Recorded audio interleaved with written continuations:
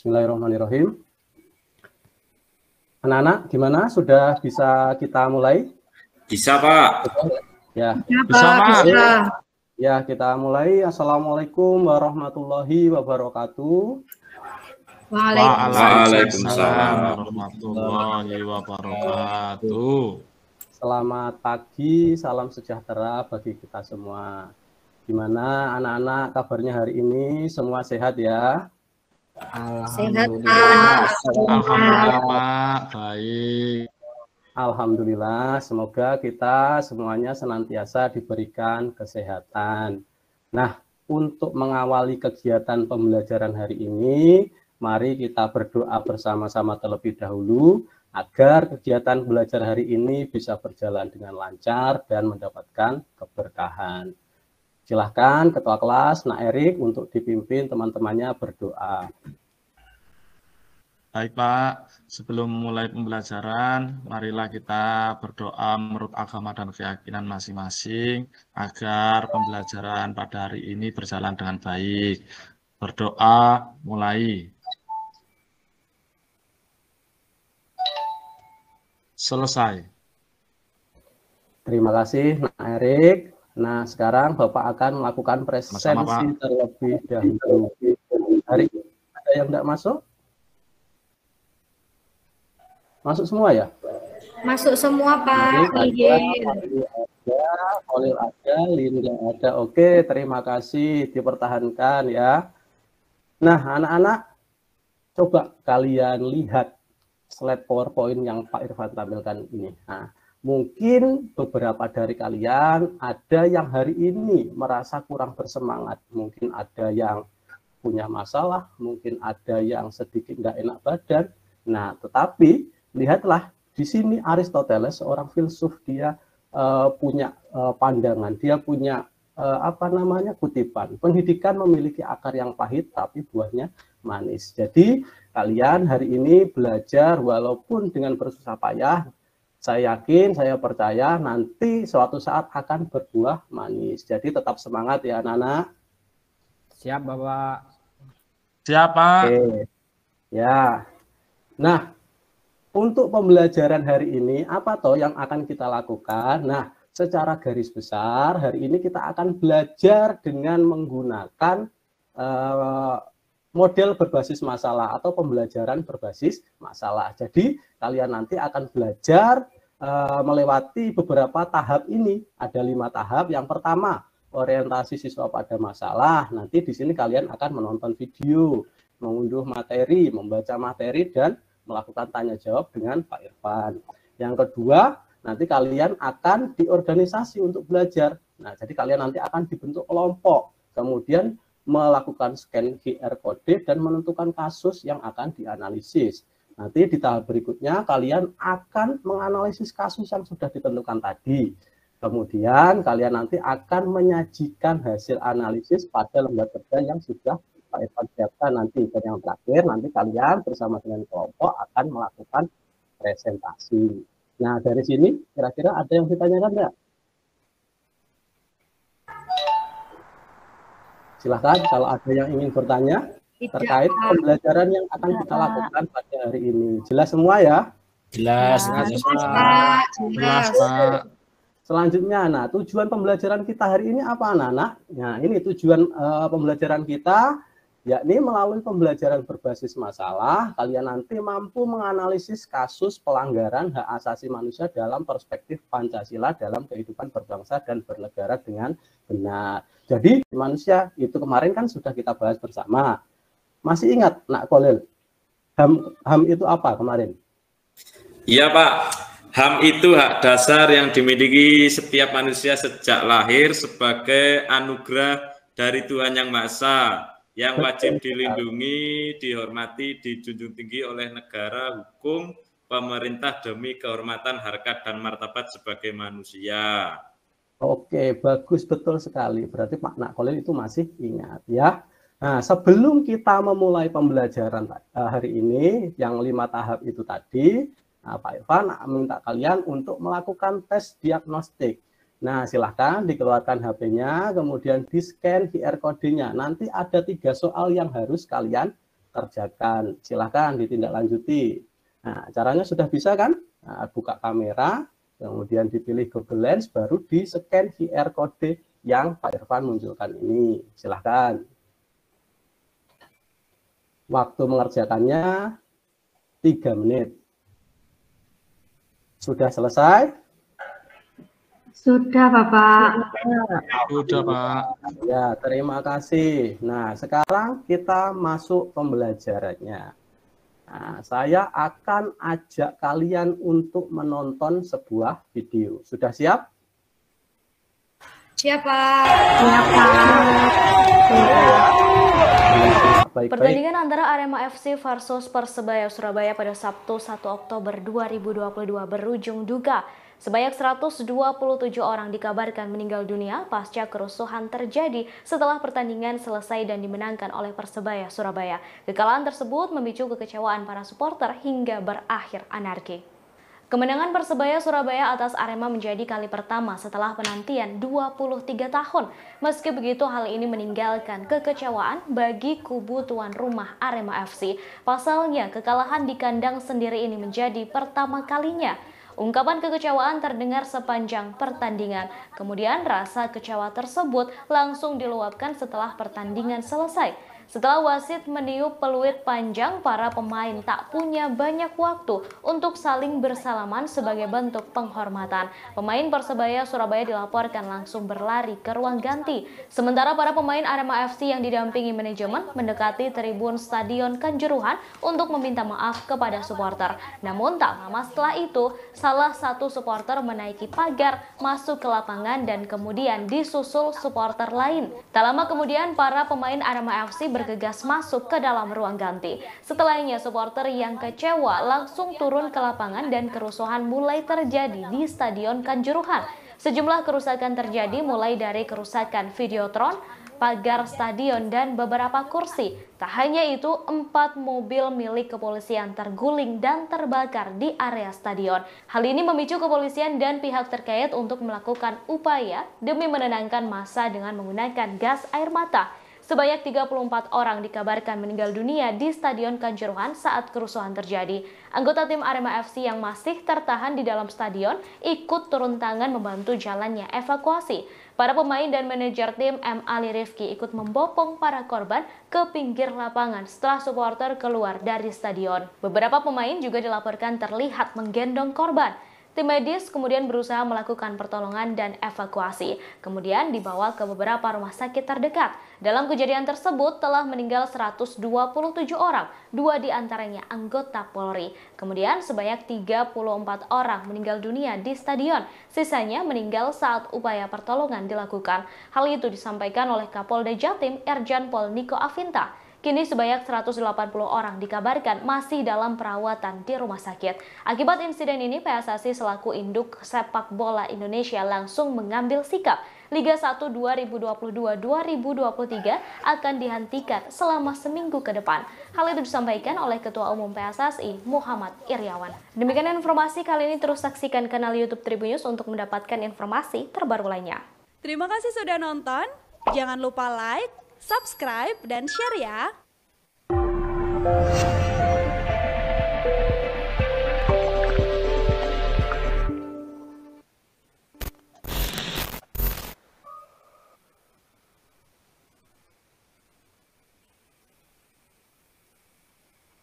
Nah, itu tadi videonya. Coba sekarang Pak Irfan tanya. Video tadi tentang apa toh? Nah, Kolil.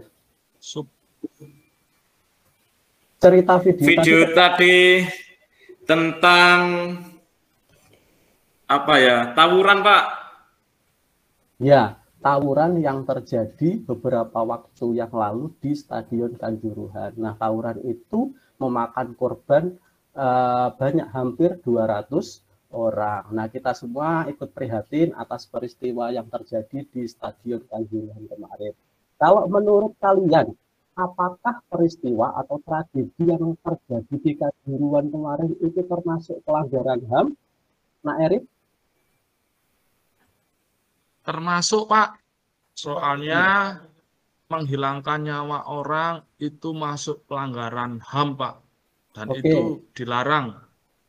Ya, bagus sekali. Nah, untuk memantapkan pemahaman kalian terkait pelanggaran HAM, Pak Irfan akan membagikan materi kepada kalian semua untuk dipelajari.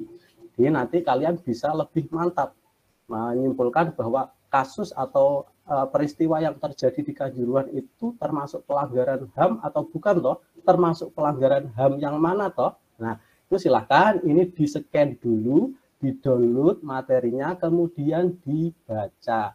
Nah, setelah ini nanti Pak Irfan akan melakukan tanya jawab dengan kalian terkait materi yang sudah kalian baca. Silahkan, caranya masih sama seperti tes diagnostik sebelumnya. Tinggal dibuka kamera, kemudian dipilih Google Lens, baru di-scan QR code-nya. Silahkan, saya kasih waktu 10 menit untuk membaca materi.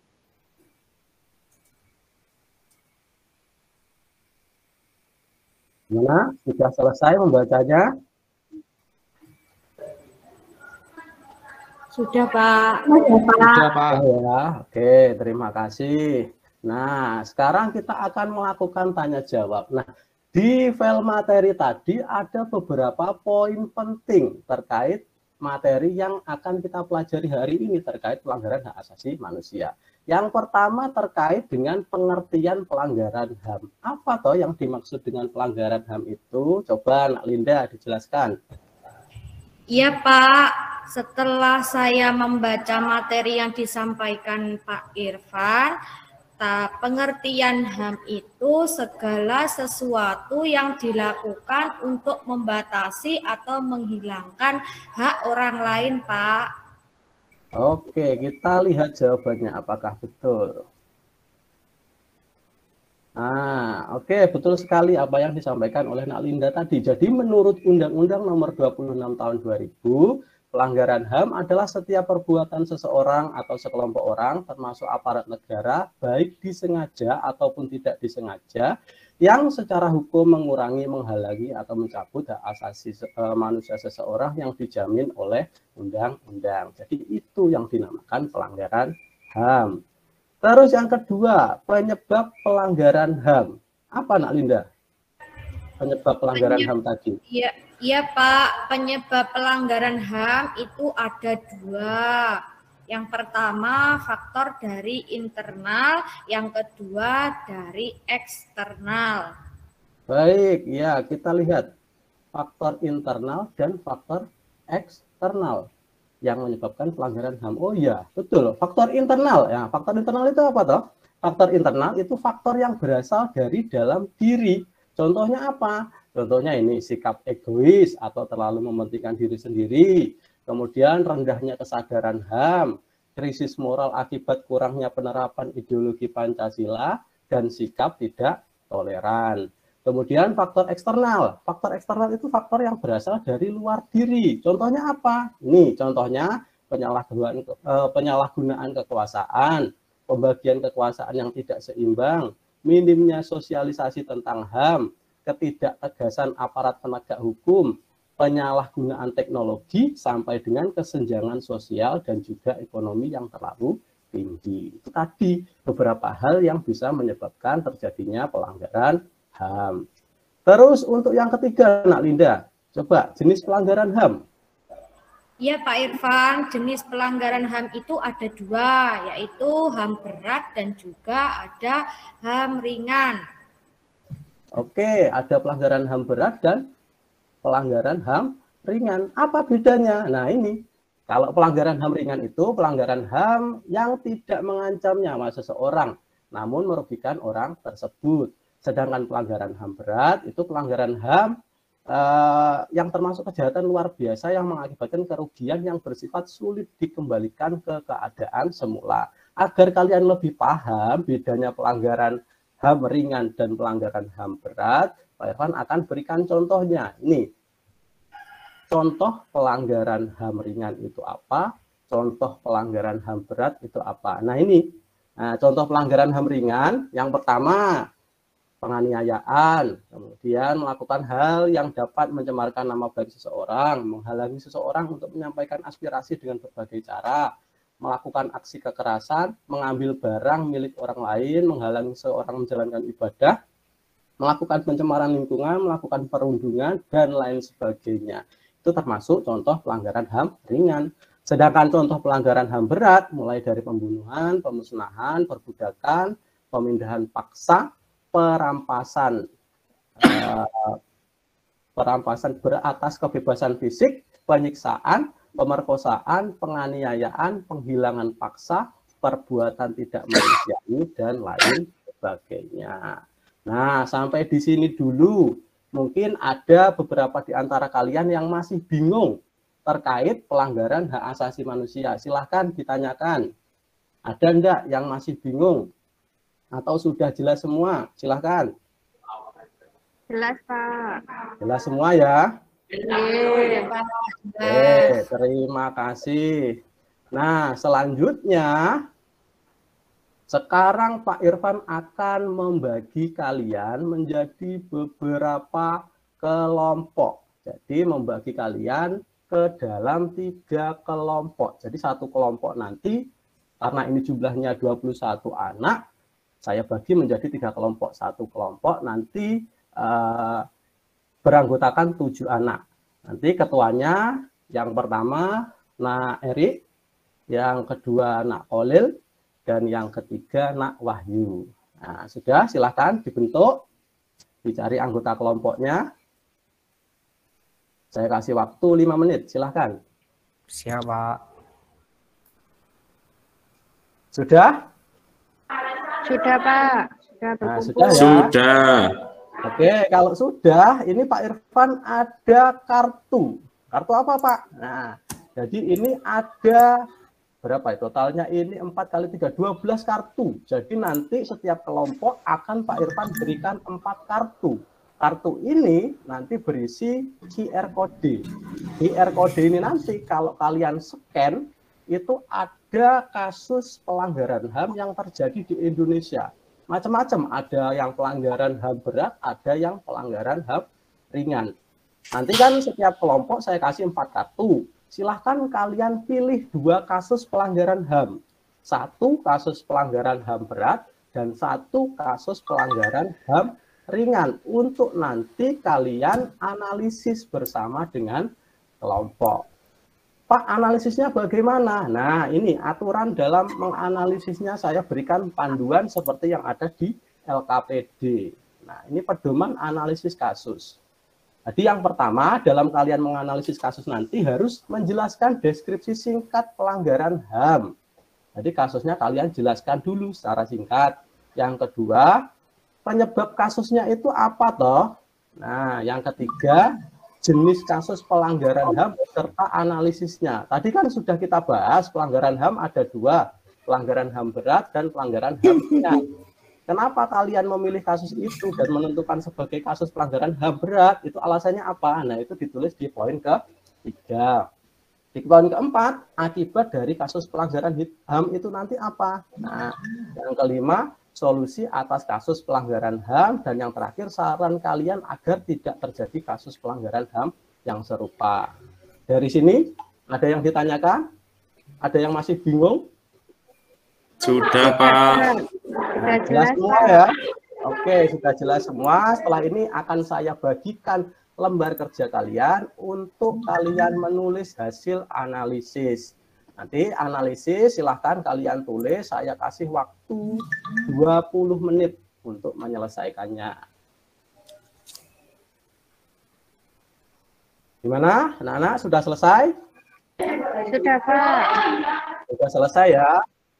Baik, nah sekarang kita masuk tahap presentasi. Jadi nanti setiap kelompok akan maju secara bergiliran untuk mempresentasikan hasil analisis kasus pelanggaran HAM.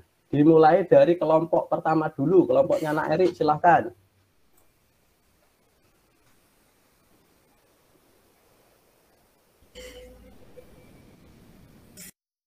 Masih belum siap kelompoknya Nak Erik? Oh, coba kelompoknya Nak Kolil dulu. Baik Pak, terima kasih. Assalamualaikum warahmatullahi wabarakatuh. Waalaikumsalam. Kami dari perwakilan kelompok 2 akan mempresentasikan tentang kasus-kasus pelanggaran HAM. Ini kasusnya pembunuhan Brigadir Joshua. Jenis pelanggarannya adalah pelanggaran terhadap kemanusiaan. Itu yang bisa kami sampaikan. Terima kasih. Assalamualaikum warahmatullahi wabarakatuh. Waalaikumsalam warahmatullahi wabarakatuh. Tepuk tangan untuk penampilan dari kelompok 2 ya.